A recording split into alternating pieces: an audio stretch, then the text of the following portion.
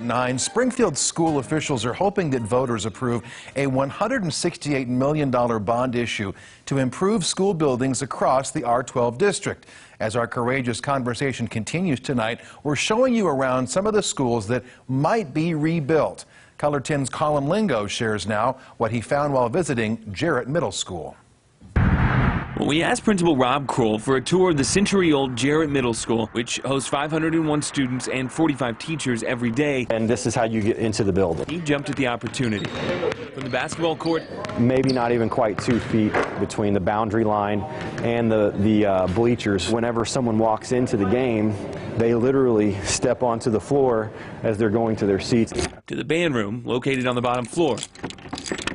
But anytime you see one of these cracks, this is the foundation of the building. When it rains, by the way, those cracks are more than just an eyesore. And you can actually see that the water is shooting up through the crack. One of the things Kroll was the most eager to show was how the schools overlap with public space puts students in a potentially dangerous situation. And Roanoke Avenue is our bus lane. From these signs all the way down to this tree down here. You would have kids here. Correct. That are going to your school. Correct. And you also have no idea who could be walking down this Correct. sidewalk. We do have kids that come down this sidewalk, and there are times where individuals come down through here, and typically as an adult what we try to do is keep our eye out.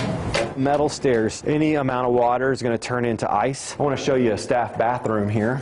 It's because of these issues and a few more. Springfield Public Schools Facilities Task Force has suggested the school be rebuilt where Portland Elementary now stands, with money generated by a bond issue voters would have to approve in April. And the task force spent, 4 months, I think, looking into all this. Tom Prater, a Springfield City Councilman, former school board president, and current member of the Facilities Task Force, explained to us why a rebuild would work better than a renovation. We looked at the finances. In some cases, the difference was millions of dollars to remodel versus build new, and that came into our thinking. Now, Jarrett is one of 3 schools the task force is suggesting be rebuilt. The other 2 schools are Boyd Elementary, which is 3 stories tall, only has stairs, and only has bathrooms in its basement, and Delaware Elementary, which hosts students of all abilities, but also acts as a hub for SPS's more medically fragile students.